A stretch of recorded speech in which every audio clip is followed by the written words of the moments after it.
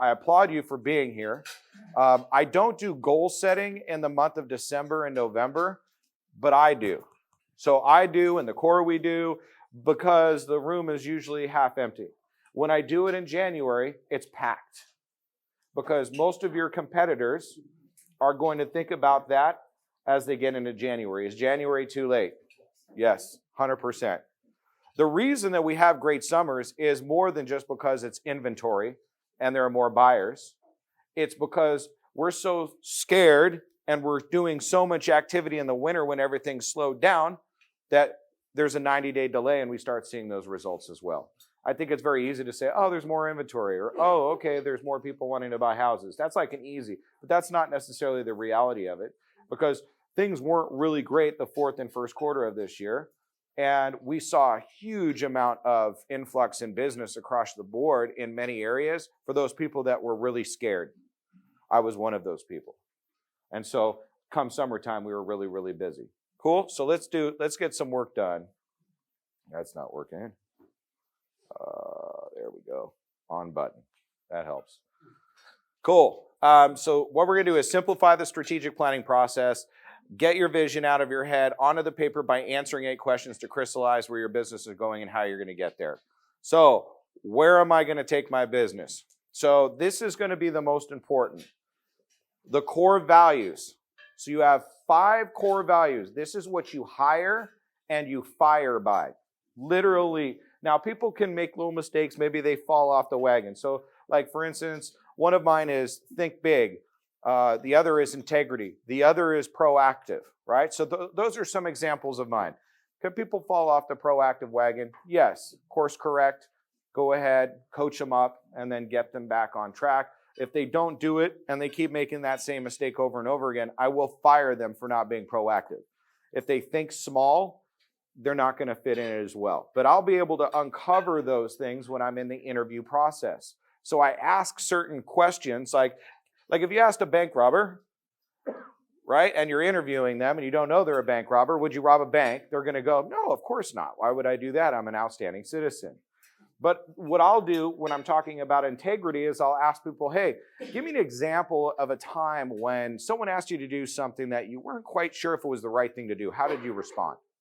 When you put someone on the spot like that, you can really see very quickly what their true colors are.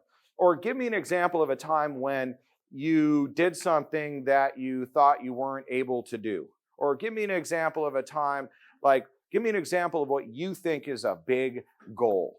And if they're like, a big goal for me is waking up in the morning. You're like, not my guy, right? We will eat you up, chew you up, and spit you out. Like 2 days later, you'll quit. I won't have to fire you.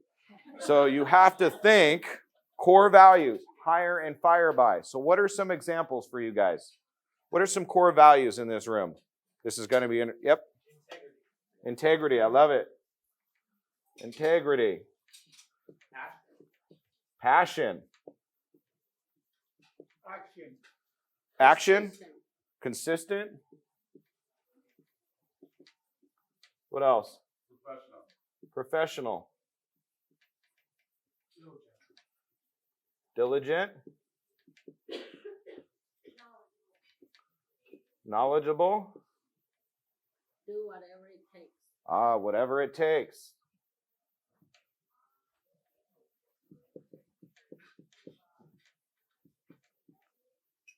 You might want to couple integrity and whatever it takes in the same one, right? Yeah. Just in case. Unfortunately, you have to spell this out for some people. They're like, whatever it takes, no problem. I do that all the time, right? What else? Humility. I love it. You mean anyone here like cocky people? Sacrifice?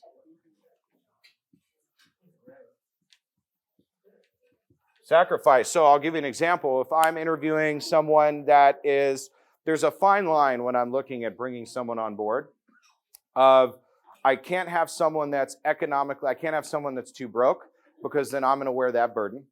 And I can't have someone too wealthy, because they're not going to naturally have the same drive. Does that make sense? And there's a lot of that in the real estate industry. You know, if there's a second income and they're crushing it, they're not going to naturally work as hard, naturally, on average as someone who's broke and has to. But you can't be too broke where they're desperate and then they're going to have to get a second job and it's going to mess with their... Do you see that fine? There's that fine line. And I've made that mistake where I've taken on people's financial difficulties. And I don't mind. Like, I'll help and help and help and help. But it becomes a distraction. It becomes a weight. And so those are the things that you want to look for as well. I like people that have to sacrifice. Why? Because I sacrificed. I had to sacrifice a lot and still do. It's less sacrifice as you grow bigger, but I like to have that. So I think that was a really good one. What else? Empathy. You're a realtor? That's amazing. I love it. I'm just kidding, guys. Come on. I don't have a lot of empathy naturally at all. My oldest daughter is like that as well. We're very no nonsense. It's nothing personal. Like if I have someone sick or dying, like, okay, I feel bad, really, really bad. But I don't have a lot of empathy in a lot of other situations. And you take my 10-year-old, and she's got empathy for everybody. She literally won't pick a football team because she doesn't want to hurt mommy's feelings or daddy's feelings.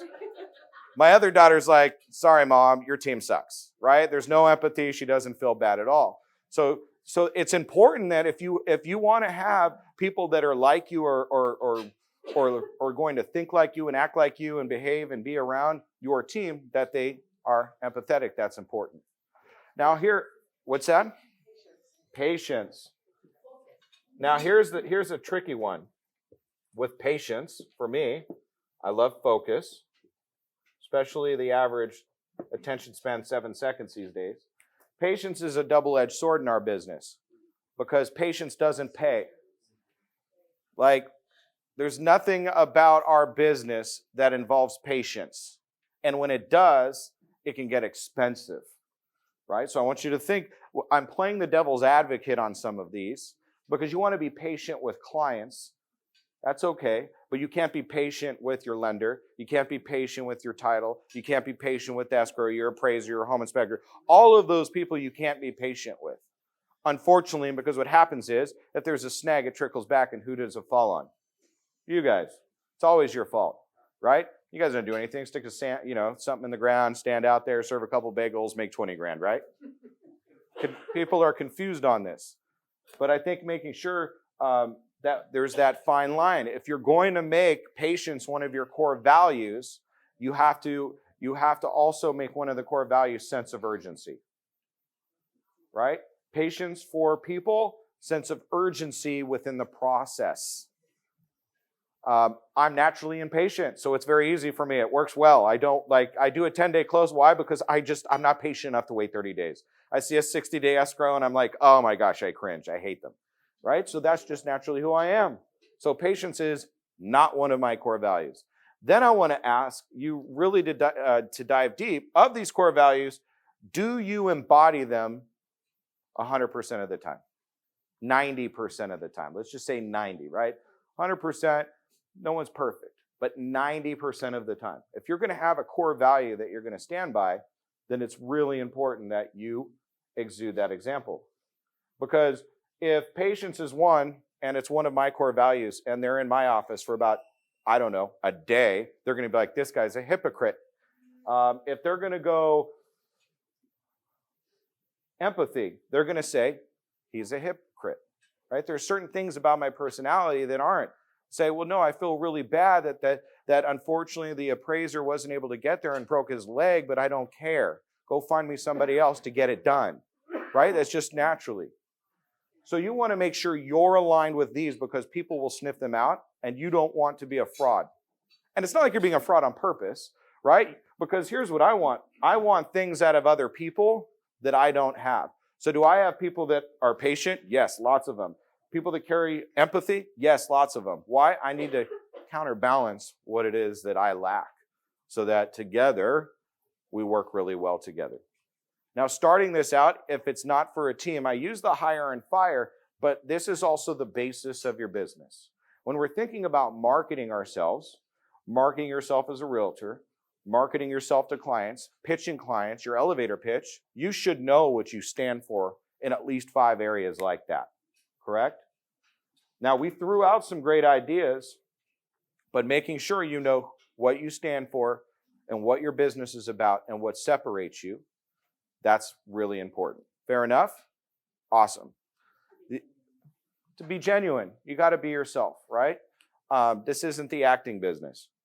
Core focus. What is your purpose, your cause, and your passion, and your niche? So for instance, I'll give you an example of mine. I am a single-family residential mortgage lender. That is what I do. That is my purpose. I don't do commercial. I don't do land. I do everything else. And my niche is closing in 10 days, closing quickly, and educating people how to build wealth in real estate. So I'm an educator, and I close quickly. Would anyone, does that surprise anyone? Is that pretty much yeah, JJ closes quick. He likes to educate. That's his big deal. I do it with clients. I do it with referral partners. And I love closing quickly. It's what we've done. That's the backbone of my business. So you have to ask, what's your niche? What's your niche going into next year? Because people forget what your niche is. That's one of the things that we wanted to focus on, because I close super quick. We do a guarantee. We've done it for a long time. But unless you're regurgitating it, people tend to forget what you do. It's just, they forget what your niche is. People forget you're a realtor too. So having your niche, is it going to be luxury niche? Is it coastal? Is it inland? Is it retirees? What is your niche? So what are some examples of niches? What would you guys say? What's a niche? What's your niche? Church. What's that? Church. Church? Cool. I love it. It's a good one. So, religious. Divorce. Okay. That's a great one. Accountant, lawyer. Lawyers. What's that? Veterans? Love it. Right? Roy does an amazing job, obviously, as a veteran. Tony as well. Thank you, boys. There's a lot of things that they do that tie right into who they are and what they're about. We're all about referrals, right? So I love that. The niche is referral. So we're clear, it should always be about referral, right? Always referrals. What else? First-time home buyer. I love it. I don't know if you guys saw that article I sent out, but there are going to be more first-time home buyers than we've had probably in your career. Empty nesters. Got all kinds of good ones over here. Empty nester. What else? What was that? Families. I love that. Seniors. Love it.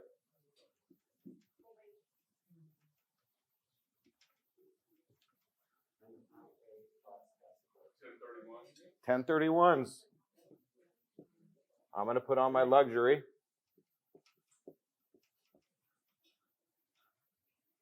What else? Probates. Good ones. One of my buddies does probates, and they feed them well.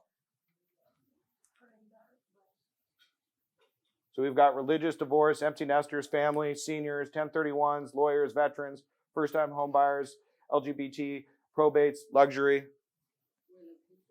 relo.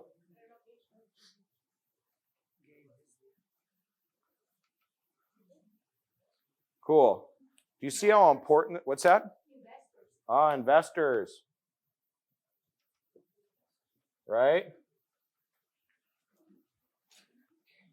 Are we missing any?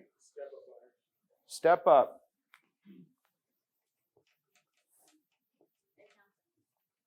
CPAs. Good one. We've got the step up. We got the move up. Distress. Hopefully. Not a lot of those right now, but obviously. FSBOs. That's a good one.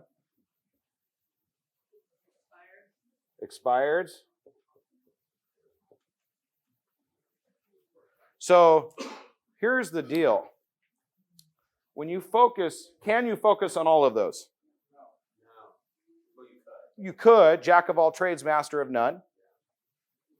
If you picked 2, I would say 3 max, right? Because you really could do, veterans, first-time home buyers. They kind of tie in together. Religious.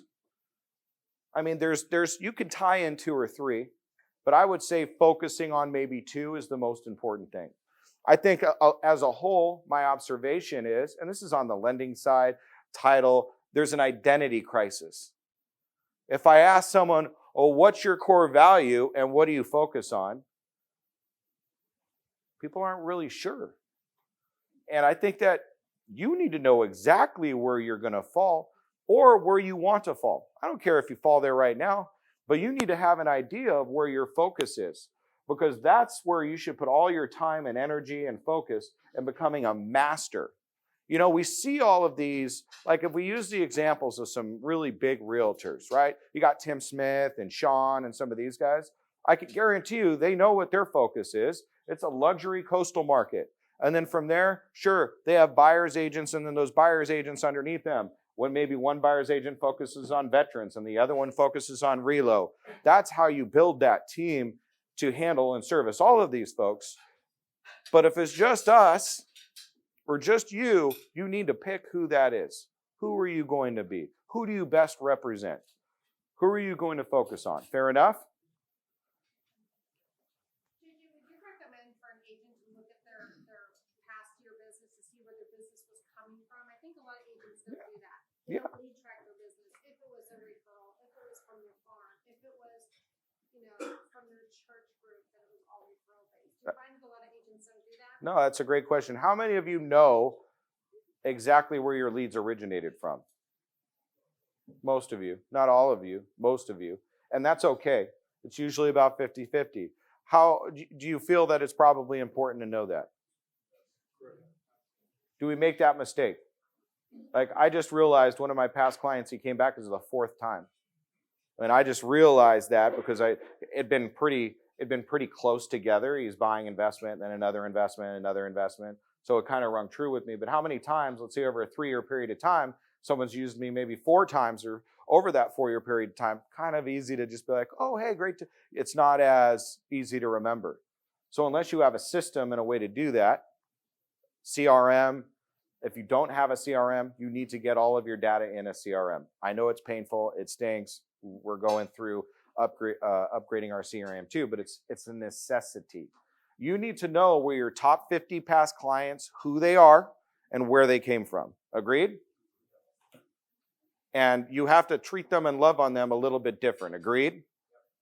And it doesn't mean you don't have to take them on a trip to Hawaii, but you should talk to them more often, hang out with them more often. Most of them I think you'll feel are naturally just a fit in your core values and your niche and what you do. So do I do a whole lot of business with Tim Smith and Sean? No. Why? Their clients pay cash. I don't do $4 million loans. It's not what I do. I'll do $150 million over the year through hundreds, but I ain't going to do 150 on 10 loans. That's not what I do, nor is that the clientele. So I'm very clear. I'm not going to spend all my time trying to go after that person that's not necessarily going to be a great fit or model match, correct? So you have to think of that too. I think a lot of times too, are you in a market that doesn't turn over? Like it's got like a quarter of a percent turnover rate and you're door knocking like crazy. I lived in one of those. I have a rental in one of those neighborhoods that you don't ever sell. You just don't. You die and then you pass it on to your kids. That's what you do in this neighborhood.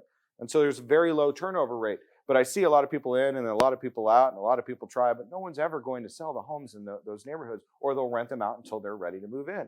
So I really want you guys, I want to really focus and kind of turn the wheels a little bit. When you leave here, you should have written down these examples and really think about who you are. I also want you to ask your colleagues, ask your brokers, ask your spouse. Here's the list. Who am I? Here's the list. Who do I relate to most? Because sometimes it's in the peripheral and we're seeing it, but we don't quite see it until they say, oh, it's this person, right? You're this. And you're like, well, that's a really great idea. Cool? 10-year target. This is where we get to think really big. Really big. So my 10-year target was I was going to be coaching most full-time and running a business, and I have that opportunity next year. Right? Big, audacious 10-year goal, and you're like, well, that happened quicker than I thought. That's the point. But you need to think big. Maybe it's 100 million, 50 million. What is it that you want to do in 10 years? Where are you going to be? Maybe it's I'm not going to be selling another house again. I'm taking a residual split of 25%, and someone else, my mentor, is running my book of business. What are some examples of 10-year goals? Who wants to be? 10 years. Bali, is that what someone's? Maui, I love it, right? I told you I get you addicted. I told you I get you addicted. What's another one other than retirement? I want us to send. What's some big audacious goals? Retirement. What else? Travel the world. Travel. Jet. Donate $1 million to a charity. 1 million donation.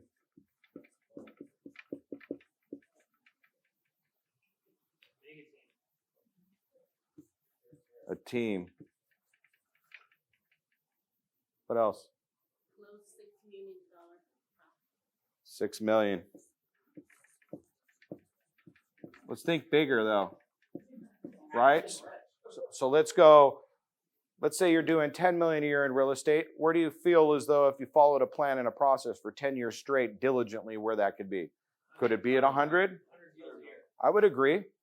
If you just constantly are just working at it and you're focusing on a target, 100 million. So like for my business, I have a focus. It's 1 billion or bust. So my whole region, it's a billion or bust. My mindset has never changed on that. It's clear to my team. It's a billion in volume for all of us or bust. And until I get there, I won't stop. Now my example is the CEO of Cross Country. He's tattooed. You would never know if he was sitting in this room. Well, you would. He kind of looked like a little bouncer guy. Started Cross Country Mortgage when 15 years ago with him and one other person. And now we're a nationwide company that closes about $2 billion a month in business. And he's got a G4 jet, and he's got thousands of employees, and he'll net $150 million this year. Crazy, because he gets 90 basis points off the total volume. And he's still down to earth, he's still humble, but his whole goal was he had a goal, and he set his sights, and he never backed down. And he's 2 years older than me. And I've been doing this for 24 years. What's the difference between he and I? He started this sooner. He never limited his beliefs. He never made excuses. He just set his eyes on the 10-year prize and found out he started getting there in 5 years and then reset it again and reset it again and reset it again and reset it again. So I want us to think big. So what's big? 100 million's a good one.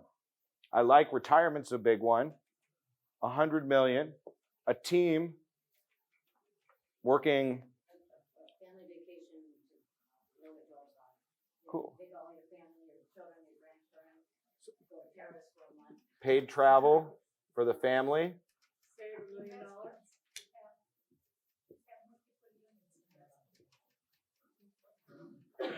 Here's what I'd like you guys to do. I want you to have a hour per week goal. I want you a volume goal and a unit goal. Write that down. Volume, unit, and hours worked. Hours worked. So if you could do 200 units, 100 million in volume, and work 25 hours a week. For me, I call that retirement, right? I just worked 60 hours in 3.5 days. 25-hour work week, doing $100 million in volume. That's a beautiful thing. So me going coaching full-time, it's a 9-to-5 job. Like 9 to 5, that seems like, what am I going to do in all the other time? He's like, you can do your business and enjoy yourself. Retirement's all, I think, different for every one of us. I think we're all grinders, workers. We're all self-employed, right? We just want to grind. But I think putting hours, units, and volume, put a big audacious goal. I want you to write that down. Take a second. I want you guys to share at your table your biggest audacious goal. Share amongst each other.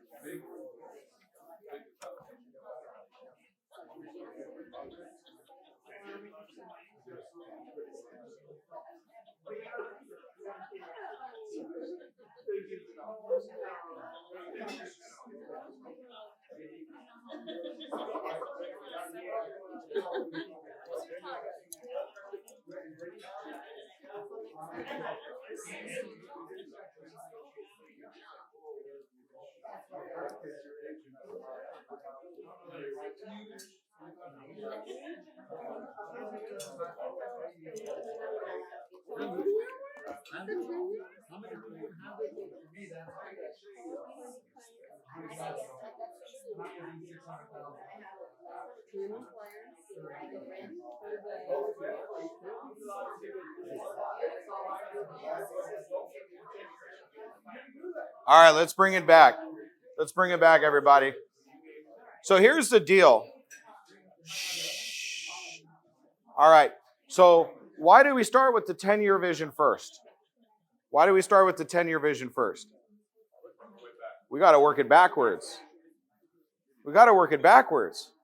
So I had a big audacious goal and I worked it backwards. And I worked it backwards to how many clients, how many units, how much volume, how much average commission per closed deal, and then what was my conversion, how many leads did I need to get that, then how many people did I need to refer me an average X amount of leads.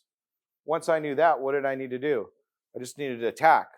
I needed to go, okay, cool. At my very first one, I knew I needed 15 when I didn't have a single person referring. So last year, we'll have about 280 people, not including past clients, refer us business. 280. 7 years ago, I had zero. So all I knew is I needed 15 to make that difference. 15 people consistently referring me business was going to give me X amount of leads, which at a certain closing ratio, which I figured out based off of my previous year, would allow me to close X amount of transactions equal X amount on average commission, and there's my income. And then when it was time to be like, well, how do I double that? Well, that was easy. Now I just need to do twice as much. And once you figure out the double, then you just go right to quadruple. It's literally that easy once you can get into knowing what that number is. But you got to start with the 10-year. And then now on the page, we're going to look at the 3-year picture. So you're going to take that 10. Now you know what it's going to look like divided by 10 because we got units, we've got volume, and we've got hours worked. Don't worry about the hours worked yet. You're just going to work a lot of hours at this point, right? But I think it's great as a 10-year as you start leveraging yourself, your time, and doing it properly, then you can start working less. So I have 70 employees total, so I've leveraged myself quite a bit, correct? In a lot of areas. I don't process my own loans, underwrite my own loans, none of that. But do I work less? No. I work less than 80 hours, which is when I started this. I worked an average 80-hour work week, and now I work an average 55-hour work week. That's a reasonable work week. I like that. 50 to 55 hours, I'm comfortable. I'm not going crazy. Don't have many hobbies, so it works for me. So first things first is profit, right? Profit is going to be income. So I'd like you to put here in your 3-year goal, what does your income look like, your volume look like, and your units look like on your 3-year? And what is going to be your measurable? What's a realistic growth percentage every year? In the core, we believe 10% per year. 10% per year every single year. So you're saying if somebody closed 12 transactions, then it's just one extra transaction? Correct. Growth for the following year? We look at net income. So we don't talk in GCI for realtors, it's net income. So do you think if you made an extra 50 or 100 grand, it mattered how many units or volume you closed? Not so much. Really, we just care about the net. Like if you learned how to run a more profitable business, but did the same amount of transactions, that's more valuable, right? So for me, like I'm not trying to get bigger. That doesn't make any sense. When I found out we had so many people referring, it was fantastic. I'm trying to get better. When you get better, then you will naturally, organically get bigger, but the right way. So let's think about like getting better in this scenario. So I will tell you, if I sat down and looked at all of your profit and loss statements, I could probably show you ways to increase your income by about 20 points. Because I have to do that every month. I get my P&L every single month. I have a payroll alone of roughly 400 grand a month. So do you think I can squeeze out 20 basis points here, 10 basis points here? So before even we think about the prospecting side of things and think about the activity side of things, you need to make sure you know what to do when that happens. Because what can happen? You're out there scrambling, you're prospecting, you're generating a bunch of business, and you're catching money like this, and you're dropping pennies all over the floor. Now you're stressed out. And I've talked to a lot of realtors, and I look at it, I do a lot of refinances, and I see it. I'm like, man, you can tighten your business up, your profit and loss, and start there. So when we look at profit, net. I love it when people are like, oh, my GCI is this. My GCI is 2 million. What'd you net? I got 150 grand. I run into that all the time. But it's a moot point. So throw GCI. I don't even know who taught you guys about gross commissions. That's just a great way to brag and feel good about yourself and give you a false sense of security. You look at your net tax returns, and when you pay a lot of taxes, you pay a lot of taxes because you made a lot of money. Is that okay? Like, I get it. We're in California, right? My new tax place is going to be North Carolina. Big difference. But at the end of the day, that's a good thing, right? You're like, oh, paying taxes is a good thing. It's an okay thing to do because it means you're doing well. So your net profit, what's going to be your measurable? So what is going to be the measurable for you? Is it going to be, in this, I think, like I had said, it's going to be our profit and loss. It's going to be your total cost to acquire. So I have a cost to acquire goal. My cost to acquire goal is 80 basis points.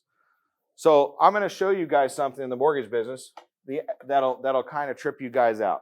All right?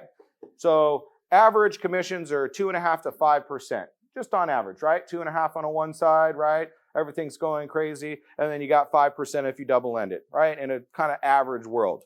In the mortgage business, we've got 350 basis points, or 3.5%, for everything. For everything. So I've got to pay everybody,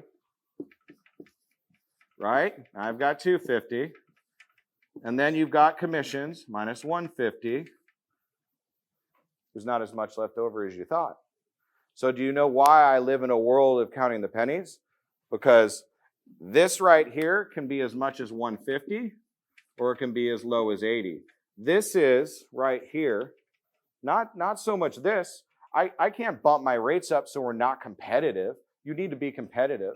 I'm in a mortgage bank. Need to be able to beat. Sometimes on a jumbo loan, you guys will love this.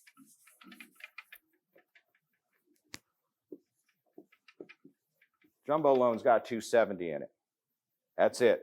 2.7% minus 150 to an average LO. That doesn't leave much, does it? Right? But I know my numbers. So my goal, cost to acquire, is 80 basis points. 80 basis points cost to acquire. What's the goal for revenue and margins? As low margins as I can, as high volume as I can to draw in revenue. I want us to all think about that. Everyone in here owns their own business. You're all self-employed. You all get a Schedule C at the end of the year. It's all going to be filed. But we don't know what our cost to acquire is. We don't know what our margins are. We don't know what our marketing expenses are. I want to pound this into our heads. So what does the 3-year picture look like? So, Caetano, you wanted a team. So in 3 years, how many team members do you have? 3 years? Yeah. Total 6. So 6 team members. What's another one? When we talk about cost to acquire, what do you guys think is a reasonable cost to acquire for your business? Basis point, percentage of your income. You get a $1,000 commission. How much of it should go to fixed or variable expenses? Your TC, 10%, 20%, 25%.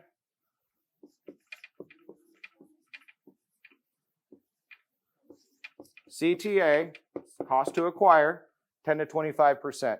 I want you to pick, number one, go back and figure out what it was. You may go back and go, it's at 40%. Holy moly. Trust me, I've been there. I've looked at different, Like I've looked at things and gone, wow, this is a colossal waste of money, or this didn't provide an ROI. But you need to go back and see what it is and then set your 3-year picture on that. So if your cost to acquire, let's say it was at 40%, and you can drop it without even increasing your business to 20%, you just doubled your profit.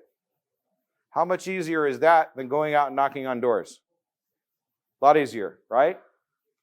So I want us to start thinking that way. We don't have this discussion enough, and shame on us for not doing that. Shame on our school systems for not teaching that, right? And unless you want to get an MBA in college, now I have a PhD, public high school diploma, and the School of Hard Knocks. The School of Hard Knocks is valuable, but I'm sharing this because I've been the brokest in the room. Anyone had a 430 credit score? Nobody? Nobody? Ever been yelled at by a bankruptcy judge? No? Cool. So I'm telling you, I know what not to do, and I know what's better to do because I've had guidance and people have this conversation. And I have this conversation every single month. I turn in my profit and loss statement and my personal budget to my coach every single month. And we look at it. And we calculate our cost to acquire. So what does it look like in 3 years? What else? We've got, let's say, a cost to acquire of 10 to 25%. So we want 80 to 100 basis points, or 80 to 100% net profit. 80%, let's say, net profit. Okay. What else? 80% net profit. What else in the 3-year picture? 3 years.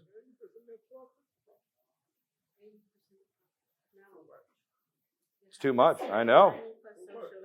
Oh, yeah. Well, I'm just taking your cost to acquire, guys. 10 to 25%. You have a 20% cost to acquire. That's an 80% net profit, yes? At least you have to calculate 40% cost, 45% cost for each transaction. I would argue with that. Do you guys feel that you should give up?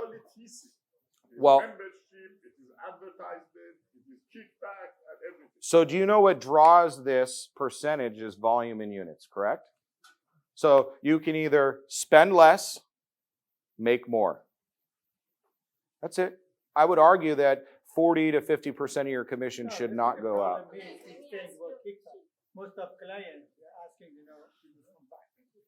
So kickbacks, you guys got to give some kickback to the bar or reduce your commission. How much do you spend on your, taking your client out, like budgeting per month? Marketing budget per month? taking your client out for restaurant. Not to the Well, so an event like this costs me $500, $500 to $1,000. I do 2 of these events per month. And how many do we have in here, Lydia? About 50 people in the room. It cost me $2,000. On average, I'll leave with about 15 to 20 referrals. On average, I'll close those at about 25%. My average commission per deal, you figure it out, I have a very good ROI on it. So I leverage my time. And do I go out with yeah, I go out with realtors and friends and past clients and stuff like that. We're going to throw a great Christmas party, and they're going to all come as well. But listen, I'm not going to pay to play. I'll pick, my realtor partners and friends pick up the check just as much as I do, right? Now, you have to think, what is your budget? What can you afford? Don't think what you have to do. A budget is forward thinking. Like, I could afford to do a room twice this size at the Ritz-Carlton, but why would we do that? That's silly. Am I going to get any more out of it? No. We're going to all have the same great conversation, and you guys are going to only have so many people that you know how to refer to today.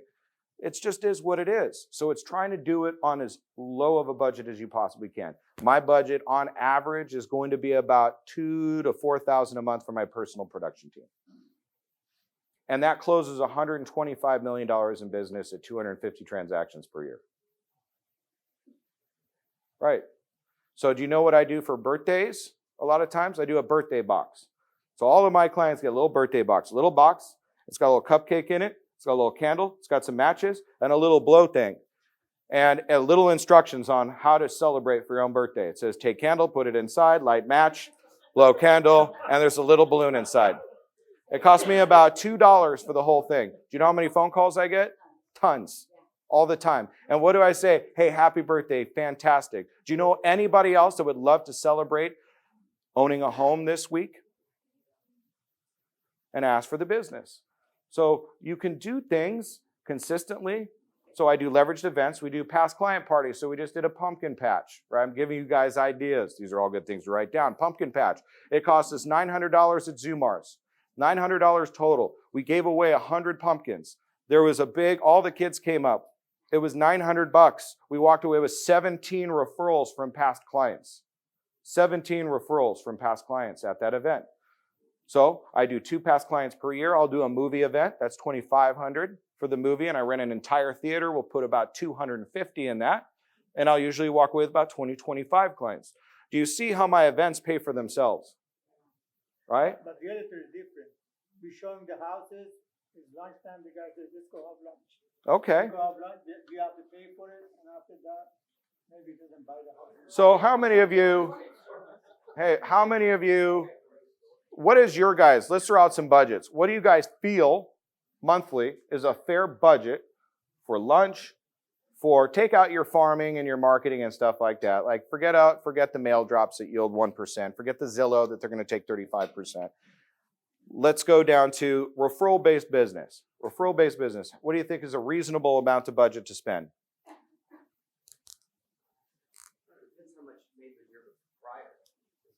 So you go off of the year prior. Okay, that's a good one. So what percentage do you feel based off, do you use net income and go off a percentage of that to reinvest back in your business? Okay, or a per transaction? That's easier to do. Like what we do. More money on the sphere and the referral. Of course, because it converts way higher, right? So it makes more sense to do things that convert at a 40% ratio versus a 5 or less percent ratio. But I'll watch people spend tens of thousands of dollars on Zillow that convert at less than 5%. And I ask them how much they spend in their sphere and their referral business, and they spend a fraction of that. That closes at 40, 50%. So here's the question. In 3 years, would you like to be 100% referral? Anybody else?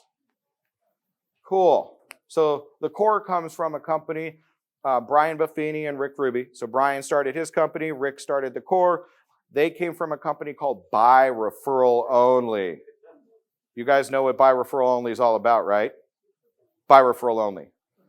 So I think also coming up with maybe, what does it look like in 3 years? Maybe you have a per file or a per month or a percentage of net income is what it looks like that goes to marketing. You have to grab a hold onto these costs. Here's the other lost opportunity. A lost opportunity is when you don't spend something, and in doing so, you stepped over dollars to pick up pennies. You ever done that? You ever stepped over dollars to pick up pennies? Like we do this a lot. So a lot of people I coach, they would never do this. They don't do past client parties. They don't do movie nights. They don't do Santa cookies. They don't do any of that stuff because they're afraid it's expensive. What could happen? The problem is by not doing it, that's the issue. And when I go back to my very first mixer event that I ever did, you know how many people showed up? Not a damn person. My team. That was it. Now it's a little bit different. We sent out a Christmas invite. We'll have 100 RSVPs in 24 hours. I'm not doing anything special except repeating the same act over and over again and then tightening and knowing where my profit is. I want you guys to think about that in 3 years based off the 10-year goal. Don't think about the obstacles. Think of them as opportunities to overcome, right? Opportunities to overcome. You can have reasons or results. You can't have both. Guarantee it. 100%. You got to pick one. You just have to go, okay, cool. Am I going to list a bunch of reasons of why it can't be done, or am I going to have a bunch of results of what it looks like in 3 years? I'm a results-oriented guy. Like when people come to me and they're like I moved the shredding bin at my office. We're going through a remodel. I moved my shredding bin 10 feet around the corner so it wasn't like an eyesore. And people, hey, you moved that 10 feet. I was like, really? 10 feet? I was like, it's 10 feet. And you're fit. Look at me. This doesn't make any sense why you're so frustrated. I need what do I need? Solutions. So if you come with a problem, then you must think of the solution immediately.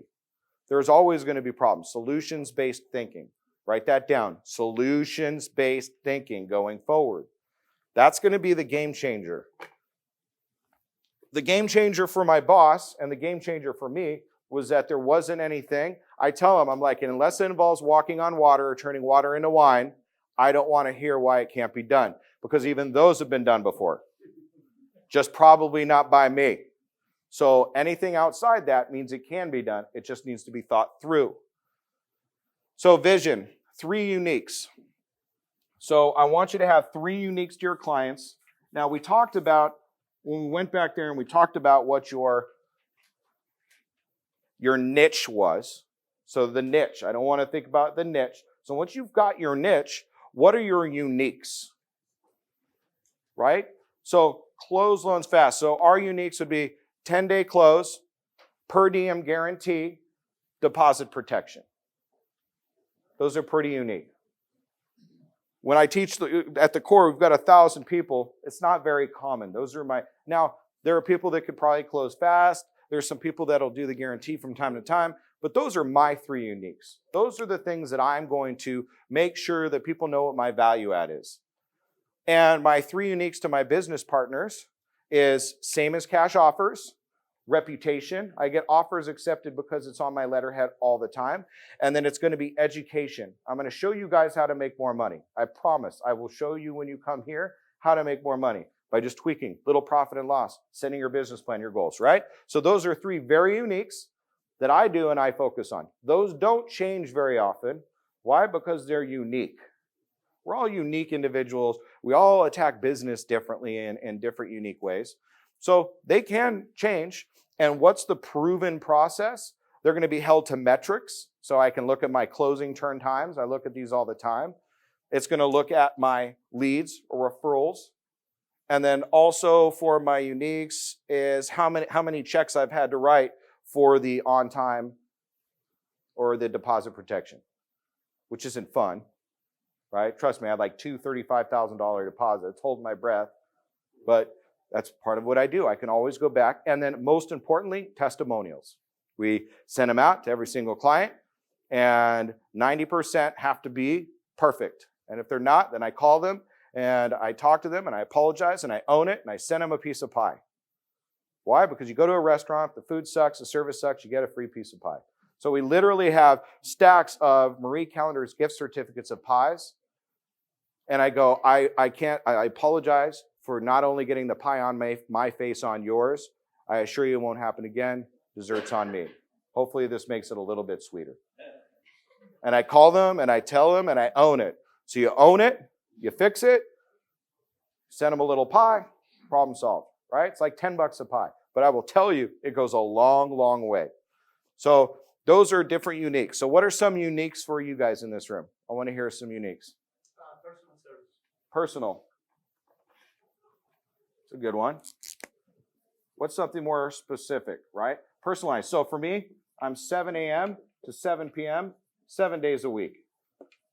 That's it. My team's available literally 7 a.m. to 7 p.m., 7 days a week, right? So personalized service, I would narrow it down a little bit more so that you have that, but similar. What else? Experience. That's a good one. Experience means not that I've done this right more times than everybody else, but I've screwed it up more times than everybody else. So I know what not to do, right? You screw up a little bit less and less and less and less. It's always the transactions that go south that stick in your head than the ones that go right. What else? Area knowledge or area specialist. So a specialty area. So we go back to our niche, but that's more of a niche, right? We want to think of a unique. Quick response. Response time. Response time. Right? Setting, this is the big one. Listen, and we have a mutual friend who will pretty much anytime, all hours of the day, her hours are like whenever. But my expectation is this. If they're trying to get me at 8 o'clock at night, I'll say, hey, no problem. I'll call you at 5:30 in the morning when I'm in the office. Does that work okay? They go, what? No. I'll get back to you in the morning. Oh, okay, cool. It's funny how that just doesn't work, right? Like, I am stupid at nighttime. I'm a morning person, and my intelligence level just literally cliff bomb dives as it. I mean, you talk to me at the end of the day, my wife will tell you there's nothing smart that comes out of my mouth when I get home. I get yelled at all the time because nothing smart comes out. But I set that expectation and response time. So how many of you have the exact callback times on your cell phone message? So it's just, hey, leave me a message, and if I don't get back to you in 10 seconds. End of business day. Okay, that's good. End of business day, I'll return calls at 12 and 5, 12, 5, and 7. If it's after 7 o'clock, I'll return the call by 8 a.m. the next day. You guys all agree that setting that expectation is correct, right? Now, do you guys want to know what the expectation is? I know we're working with Joni. Joni didn't get the response time that was not only demanded and required by me, but was expected from her. So the expectation wasn't set properly. How to fix that? But you guys expect that. So expects it as a consumer. Do you expect that from your lender? I need to make an offer. Would it be good to know that we're available 7 to 7, 7 days a week? And then you can go, okay, cool. Looks like I'm making an offer. Send the email tonight. Have it ready. I know they're going to be there at 7. Or I know JJ's up super early. I'll send him a text, right? And I'll get back to him.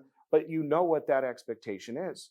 So even crazy friend of mine who's up at all hours, you know what she doesn't do? She doesn't bother sending me a text or an email or a phone call unless the house is burning down that we just closed on, because I've set that expectation. So response time and setting the proper expectation. I think that's a big one. What else? Communication. I think, again, that's too vague, because here's the deal, right? We want a unique.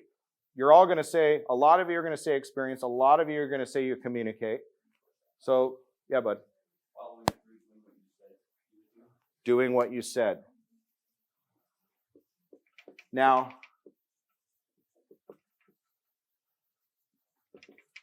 what else? This thing went off.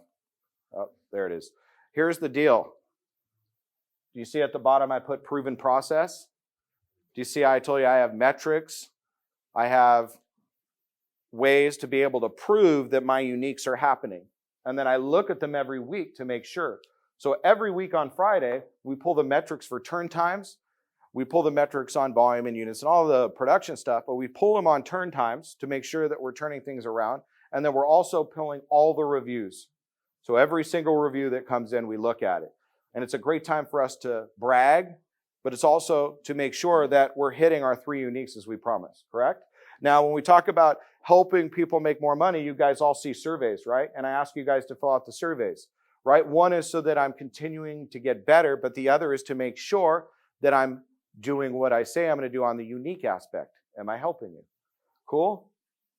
I think one of the things that is important and interesting is when you're working with somebody for the first time and you ask them, how do you prefer to communicate? Because it's interesting. Some people don't want you to call them ever. You know, some people want a phone call, some people want a text, some people want strictly email. And I think if we don't set that, straight from the beginning, we might lose some of our relationship with them because we're communicating with them in the wrong way. Right. So ask them. Sometimes I'll get someone to say, I'm going to send you an email. And I say, well, you might want to send me a text first because let me know you got that, because I get inundated and she had a real funny email thing. So I think just clarifying up front how you or they want to communicate. And then resetting the expectation if need be, guys. Like if they go, hey, I like to text at 11 o'clock at night, go, hey, I appreciate you telling me that. Is there another time that works? Because I'm never going to text you at 11 o'clock at night. But we're so afraid and make decisions out of fear instead of faith that we'll go ahead and say, no problem, I'm at your beck and call no matter what. And that's crap. That's your opportunity to say, hey, no, I appreciate that, no problem. What's a time we might be able to align better? I can do the texting thing, but X. And I'd appreciate it, since you do text, if you don't get an instant response, would you mind just sending an email? Because, guys, texts get lost really quick. I don't know if you know, like, it's not like emails. Emails, you got folders, you've got alerts, you've got, email's been around long enough that the organization of the emails themselves has evolved to something that kind of you can go right into your CRM. It can automatically schedule times and appointments. Your text can't do any of that, and people are responding to text a lot more and more, so we have to be super careful on that. So a lot of times I'll get a text and I'll just flip them right back to an email. I'll flip them right back to the phone. It's also training people, right? So I have someone that I explain the process. Meanwhile, I'm in an appointment. My phone's ringing personal, and a text comes through, and I immediately hand it to my team to call them. Hey, it looks like you called the wrong number. I just wanted to make sure we talk to you right away. So what happens when the client starts getting, what they want is good communication and response time, and they want to get something. So as soon as they find out the way to get it is easier over here, they're going to stop going over here. Like dogs, when they use the restroom in the house, you yell at them and you throw them outside, and then they go outside and you're like, yay, here's a treat. Sooner or later, they're like, that's easier. And they change their behavior. Humans aren't much different. We're actually a lot more intelligent, but we're super afraid to do that. So great example. What else? Advertising. That's a good one for you guys, definitely. So advertising. Maybe, like, I think that's a big one for some of the bigger agents, right? They come in and they'll go, hey, I'm in 4 publications. Your house is going to be in 4 different publications every single week. That's how I'm going to market you. That's a pretty good unique, right? I mean, let's just be honest. Sometimes you're going to lose that because people are going to think that that's all that matters, and you can lose listings off. So that's a good one. What else? Strong negotiator. Negotiator. So here's what I'll tell you. When I give honor to you guys, so when a referral comes in and I have to give honor to you guys and go, oh my gosh, I will tell you, you're all the best negotiators in the planet in Orange County. Because that is a very, very important detail. Would you agree? Like, if you stink at negotiating, you just lay down, then it doesn't matter how great you are, how many advertisements you have, how much you communicate, your experience, or anything else. So I think that's a really, really good one, especially if you have the experience and you've done it a lot. Yes. They mean, oh, you're going to fight for me. I'm a fighter. As far as communication is concerned, you would have to communicate with the client base that you're using as your focus, because different client bases have different ways of communicating things, and especially if you're dealing in a multicultural society, you need to know how to discuss things with that client in a way that client can understand. So cultural. So there's a cultural alignment. Am I going to change my business for one referring partner? Do $100 million a year. Am I going to change my entire business for one referring partner who does $100 million a year? No, it doesn't make sense, right? I'm going to either say, hey, I love it. I'd like you to try it this way. This is how we do it. This is why we do it. Most importantly, this is why we do it this way. Here's the results from doing it that way. And then they may go, no. All right, cool, fair enough. I respect you. That's happened with me with a lot. And that's totally cool. But when we go flip side and it's their listing, they respect that, and I'll get that offer accepted nevertheless. So I think the cultural and understanding that, and whether or not you're going to be unwavering in that, or if it's an alignment. Cultural. For instance, if you're advertising, you may be advertising a certain group of people. You have to learn to talk to a group of people so that your communication is viable and they have more faith in you. Correct. So I have a loan partner in my office. She speaks Mandarin. And so I will tell you, I mean, I'm 20 years more experienced. I can just spit out ideas of brilliance, and it does not matter. She talks to them in Mandarin, and it's golden. Whatever says goes. And that's okay, right? Can I compete against if I'm dealing with a veteran and I have to compete against a veteran loan officer, a loan officer that's served versus me, I'm done. It just is what it is. It doesn't mean I'm not grateful. It doesn't mean that I don't respect. My dad was a veteran. It's just a different world. So when we go back to thinking about our uniques and we go back to thinking what your niche is, that's why it's so important, right? Because the triangle of trust will close itself very quickly. What else? Yeah. For the team, like, for example, if a, lender who invest generate, contractor that takes, escrow, title, and home inspectors. Great. So, great team. I'm going to teach you guys something. Let me ask you guys. Who has the lowest commissions in the room? Lowest commissions in the room. Lowest commissions. Who charges the least? Oh, I love it. You charge the least? yeah. I get out the list. So you get the listing. That's fantastic. I love that you said that. I love that you said that. 99. So you get that. You get the buy side at least on the other side, full pop. So you get the full pop on the buy side. Okay, let's preface that, everybody. But 99% of the room does it. And I know that there's a boatload of business in the room. My point is in that was so amazing, by the way. My point in No, wait a minute. I talked to more than 10 top listing agents. All of them, they charge 4%, not 5%, not 6%. Oh, so 4% your discount. Yeah. Okay, that's fantastic. All right, so we're talking. That's not what I was.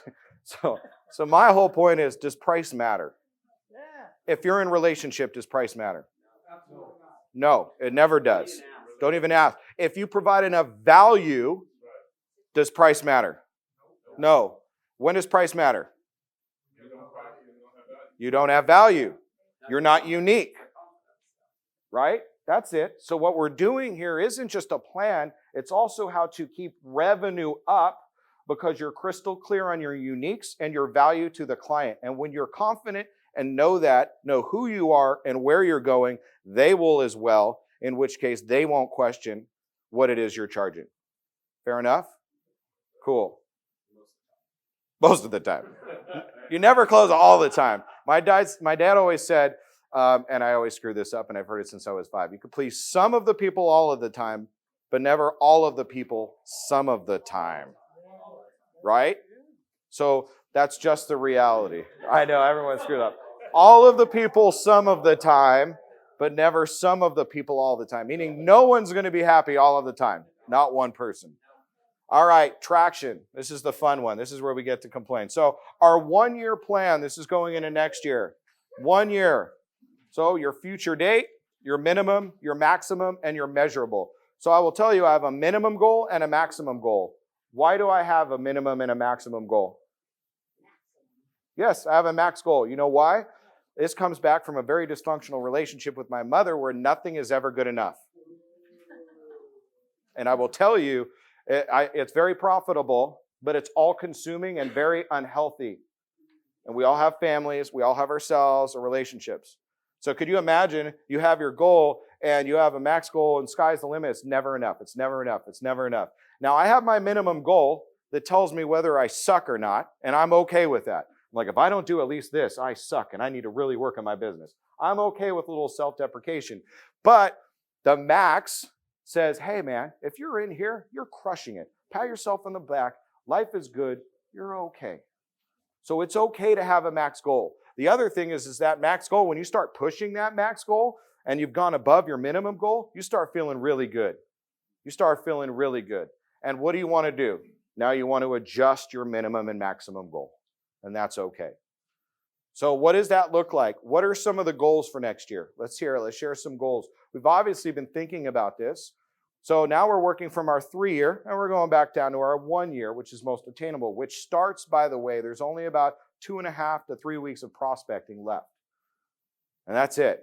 And what you do now is going to, really you needed to start October 1st. You needed to start October 1st. So let's just say it's done, and we're starting now and fresh. What are goals for next year? Let's hear some goals. Share. Yeah. 30 minimum in volume. Units, 30 units, 50 in maximum. Love it. Who else? Double previous year's performance. I love it. What else? Add 400 people to my CRM RM list every year. That's fantastic. That's a good one, right? Measurables. Things should be measurable units. Do you see how all of these goals? Because what's great is you can have vague, and I was trying to, every time we had something too vague, we wanted to get it more narrowed down so that it's a measurable. Because that's how you know. That's how you know if you're gaining weight or losing weight. You look at your bank account, you know if you're spending money or making money, right? Your P&L, we talked about at the beginning. What else? That's it? Yeah, bud. Increase my GCI by 50%. GCI by 50%. Okay. Or we can change that to, how about your net, right? Because I want to change our way of thinking here. Because you can increase your GCI, but if your net stays the same, will you feel good? No. Right? Maybe in some of the coaching programs, they'll be like, you did it, you've arrived. You haven't arrived. You just worked harder and made less money. The whole goal is to work less and make more, right? But if your position is the same 20%, and you increase your GCI, You're just focused. When you focus on the wrong number, to get to that number, you're going to spend more money in marketing, and you're going to do things to try and get to that number, and you're chasing that GCI. When you're focusing on the net, you get the same effect out of it, which is more income, but it focuses you to keep tight on the other things that matter. When I see people go for the big lofty GCI goal or big volume, and you're not taking into account the net income, then you lose sight of the bigger picture, which is expenses. It's really easy. I'm telling you, I had the worst, like Rick would tell you, I was the worst at the P&L. He's like, dear God, what are you doing? How much? You're just throwing money away at people for no reason. And he was right. I was at 150 basis points cost to acquire. It was at 150 basis points cost to acquire years ago. So that 50 basis points, whose money was that? Yes. And I wasn't looking at it that way because I was thinking like a salesman. I wasn't thinking like a businessman. And that's the hardest part for so many of us because we're salespeople, but you're business people. And so I have to make sure I change that hat back and forth. The salesman says, I'm going to close as much as possible. Get out of my way. I'm going to crush you. I don't care how much it costs, whatever it takes. The businessman says, hey, you need to slow down. Be careful of overspending. Don't waste your time. What's your hourly wage? What's your time worth in the hourly wage? And paying attention to it. The other thing I want you guys to have goals for the year is I want you to pay attention to your hourly wage. You take, when you do, here's the big opener. The big opener is when you get your net, I want you to divide it by the numbers of hours worked, and that is your hourly wage. Your net, not your gross, right, Ariel? Net, what you take home divided by the total hours worked, that is your hourly wage.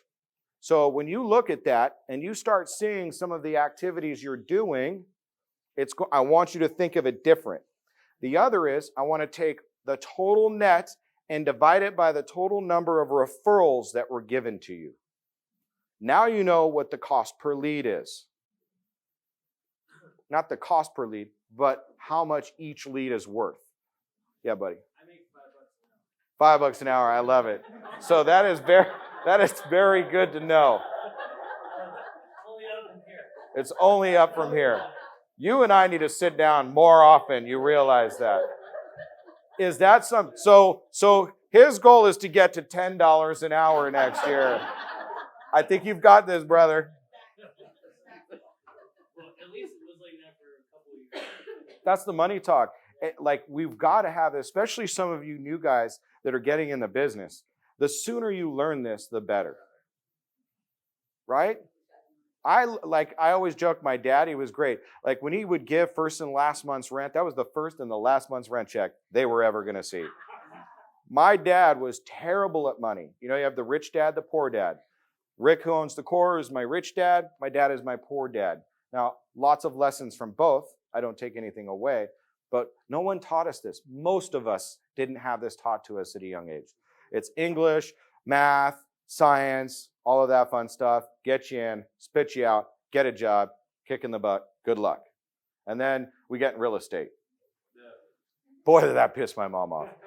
Cool. What else? Increase your referral business. I'm telling you, I think that's going to be valuable. The lead companies are genius. Now, I had said this before, is Zillow not the smartest? Think about it. They literally had your entire industry suck capital from you, infuse it into their company to create leads, to build their company, to compete with you at a level, to now make you pay 35% back to them. That's nuts. That's nuts. And and keep in mind, I was doing this with one of the realtors. She does a boatload of business at the core, and Rick was doing this. By the time she's done, she pays 35% to Zillow. She's a master, does a ton of Zillow business. She's like, I closed 25 transactions last month with Zillow. 35% went to Zillow. 55% went to her team. Then she had her broker. Was she profitable? Nothing. She's got a plaque. You guys anyone want a plaque? I will send you a plaque.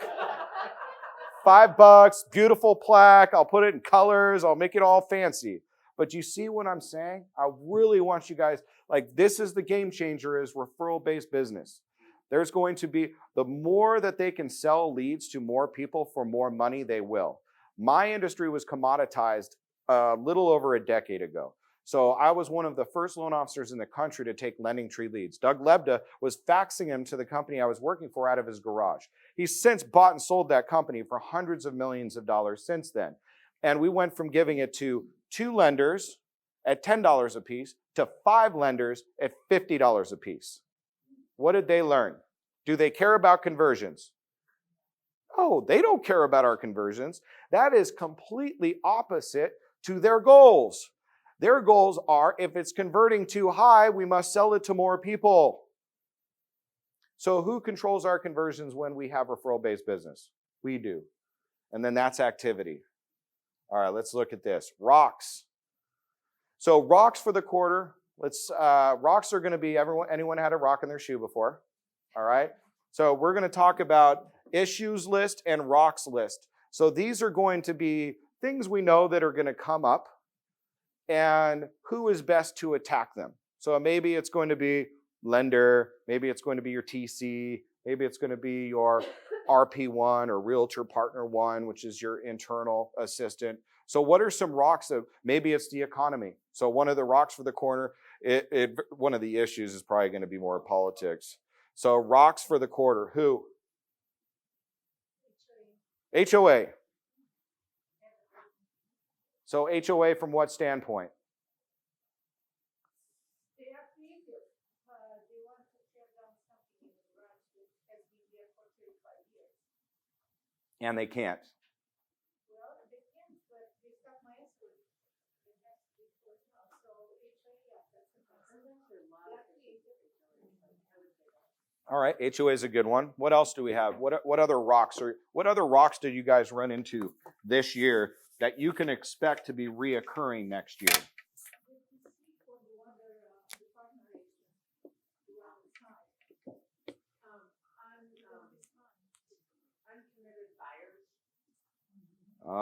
Loyalty. Loyalty. Rates.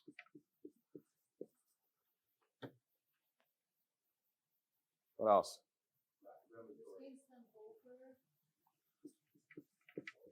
Inventory. What was that one?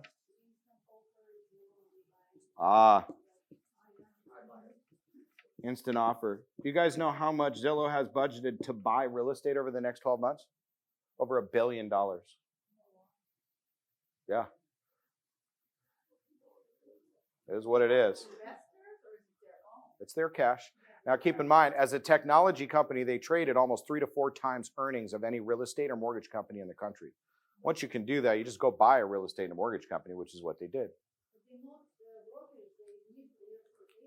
Yep, and that's why they'll go ahead and just pay, they'll give you the lead at a 35% referral fee.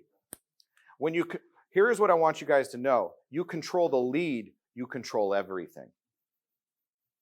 Why agents and just people in general, what are they're desperate for, looking for, and we talk about all the time in prospecting? Leads. If you all had enough leads, let's just say, like if we could close our eyes and say, I just wish I had unlimited leads that just fell out of the sky at all times. And from there, I'm good. That's what we're looking for. These companies have figured out how to do that. Just saying, a couple algorithms, bing, ding, ding, ding, ding, ding, ding, ding, ding. I mean, hundreds of thousands and millions of leads every day. You don't need that many. You just want a little piece of the pie. I just want a little bit, like a little bit of the closings, right? There's thousands of closings every month. I just want a little bit of that, right? And referral is how we're going to get it. What else? Competition? Other agents. I will tell you guys. Other agents, right? Egos, right? There's nothing worse, and I have to negotiate probably 70% of a lot of the contracts that come in. Usually on the list side, not so much on my refer side. I have to get in there and get dirty, because you get egos that they're going to turn down the best offer they have for their clients, and they don't even get it because they're standing in their own way ego-wise, right? I think that's a good one, right? As well as other agents. What else? What's that? Okay, economy.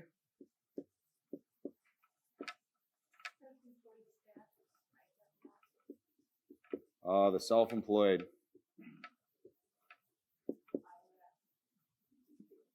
The non-pre-approved. Once you guys do your hourly wage, hopefully you guys will start appreciating getting in the car with people that don't have a pre-approval letter, or at least proof of funds. At least proof of funds. Because they look rich, they talk rich, they have a fancy car, doesn't mean they have money. You realize it could mean they spent every bit of it on the fancy clothes in the car they're driving. I find that all the time. I find it all the time, because I get to see all the financials. You're like, wow, this guy must do really well. You're like, oh my gosh, this guy literally spends every penny. Yes, and the opposite is very true. You start judging a book by its cover, and then you get their statement. Like I had a guy who was worth $60 million, and he literally started the business out of the trunk of his car. He looks like Santa Claus. Big old Santa Claus looking dude, like you wouldn't even know it. 60 million, has his own island in Fiji. Started a jewelry store out of his dang trunk. It's an unbelievable story. Unbelievable guy. So you can't judge. So rocks. Now keep in mind, rocks are going to be things that you can control fixing. So these are within your control, and who's going to own the rocks? So who's going to own loyalty? You. You guys need to work on scripting, role-playing, making sure you're closing the triangle of trust, making sure you guys are utilizing sales skills. Roy, you're literally the guys, how long have you been selling for? 1991 he's been selling, and he's telling me about, hey, I just got Zig Ziglar's book that I'm going to work through for my goals again. About the 10th Zig Ziglar book. Right.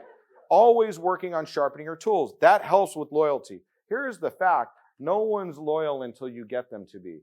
To get them to be loyal, they need to know you, like you, and trust you, which is our job as salespeople to get them to do that. Fair enough? So you work on that. It's a learned skill. The more you do it, the better you get, the more you practice. You ever try role-playing? Like when we're in a room and they'll just randomly, I had Rick, there's 44 coaches, no one wants to get called on. It's just like we're sitting in and he's like, all right, ready, JJ? Ring, ring.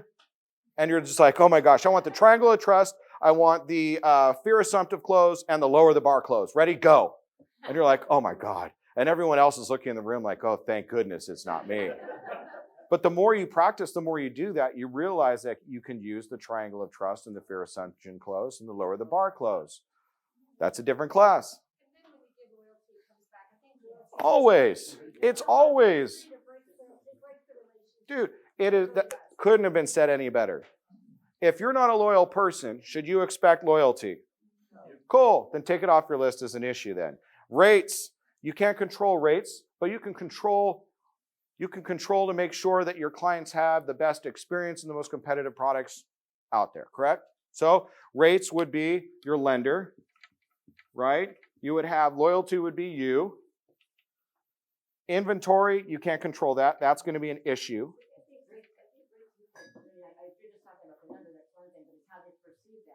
Yeah, 100%. We all agree price doesn't matter. Like it's $6 per thousand, $20 here. There's a lot of things that go into that. So having the right person to help have that conversation helps. Inventory, you can't, that's an issue. Instant offers, that's going to be you. Because if you do your job in sales, other agents, that's going to be you. Ego, that's an issue you run into. Here's the deal. So many of these are going to be you. So when you're putting those rocks down for the quarter, know where you sit. And hopefully you have someone that you can hand them off to help you with that. So one might be putting files together, right? So let's say you don't have a TC, a new escrow comes in, and it's the time to put files together. So maybe that's been a big rock for you, is that you've been doing that yourself. That would be a rock for the quarter because it's taking too much time. And who would do that? It would be Kimberly, right? Kimberly Miller, she's an amazing TC, one of the best in business. You're like, cool, she's going to handle these going forward. And when you start realizing how many hours you're putting into putting a package together, and you realize what your hourly wage is, because we're going to do that, and then you realize how much the leads are worth to you, you'll see where you need to be. And it's not in your business. You need to be working on it. So issues is the last one. Issues, we talked about inventory. I'm going to leave that. Other agents, you can't control them. The economy, I'll say politics. So the biggest thing is lately is, it doesn't matter what side you're on. Politics have been a big mover. Everyone would agree. Last 4 years has been one of the biggest mover from what I can remember in previous, right? Because it's just more volatile. So people get scared. Most people are fear-based. They make decisions out of fear, right? Buy, sell, right? Or don't do anything and then they freeze based off of that. So these are going to be issues you're going to run into. Rates going up. But what happens if the economy goes down? Rates go down. And actually, when the economy is bad and we have a recession, there is a pause where things suck for a bit and then they get really good, especially in Orange County. Because you don't need as large of a percentage of increase in appreciation to get more money. So my buddies in Texas, they need 10% or 20% appreciation for it to move their needle, where for us, 1 or 2% can do that just fine, right? So it's just a different mentality here. What else? What are some other issues going into next year? Affordability index. That's a good one. Affordability. Now, I'm going to teach you a little one right now. Can they afford not to? No, they can't. That's the issue. Are they all paying mortgages right now? Unless you're living with mom or dad. Are they paying mortgages? Yes. It's just dependent on whose mortgage it is that you're paying. They need to understand this. Are they getting the tax benefit? Are we explaining what that difference is? It's a roughly 25% off the top. 25% off the top. You can take off the top in reduction for that tax benefit. So you got a $4,000 payment, take 25% off the top, boom, drop it down. That's how much money they're going to get back for owning a home. We have to explain those things. Here's another one. You got a $500,000 house. And all of you should write this down. I want you guys to, you got a $500,000 home or $1 million home, whatever you want. $500,000 home. You put 10% down. How much is that? $50,000. That home appreciates 2%. Is that that's conservative? We all agree that's conservative, right? Let's say an average. Good, bad, and different. Everyone cool with 2%? 2% a year for 5 years equals 50,000. Taking out closing costs and interest, what's your ROI in 10 years? 100%. 100% ROI in 5 years. Now, if I put less money down, does my ROI go up or down? Up. If I put more money down, my ROI goes down. So leveraging financing makes sense. Most of the time, people are just they have fear about doing that. Like, oh, it's so much commitment. I like it so much better that I can just leave my landlord in the middle of the night. Go find somewhere cheaper, right? But also, does it make them feel better that they can be kicked out? Hey, guess what? You're out. I've been here 10 years. Sucks. Should have bought it, right? This is stuff, this is valuable information we need to be educating folks to limit, because the affordability is an issue, right? And they're leaving California in droves for a lot of reasons. I just closed a loan with JJ. VA loan, 0 money down, on a 2-bedroom, 2-bath condo. You all know that that's going to run you for rent $25,000 to $3,000. His PITI, principal, interest, tax, insurance, and HOA equal what he would have paid for rent, and he owns that property. Owns it. 0 money down. I need the passion. The passion that you guys all understand about real estate, it needs to be literally sweating out of you, because when times get tough, right? When we have these issues, when we have the politics, when we have rates go up, when we have all of these things, the only way to combat them is more activity and also sharpening our pencils, more sales skills, more activities like this, more shared stories like that. All of that is what we need to go into. So when we look at these issues are going to be things out of your control, in which the only way to combat them is going to be through extra activity and better activity. Closing. Cool? Did this help you guys? We have a little bit better idea. Now you're going to take this and go, like, this takes some time. I want you to really go back, narrow it down, sit with your partners, loved ones, and I'm sorry about this room. Usually we're over there. Sit with your partners, loved ones, go through it, know what your issues are, know what your 1, 3, and your 10 years are, know where you're going and how you're going to get there, and then you should do this every single year. Fair enough? Awesome. Everyone take something to make some money on this? Cool. Thank you.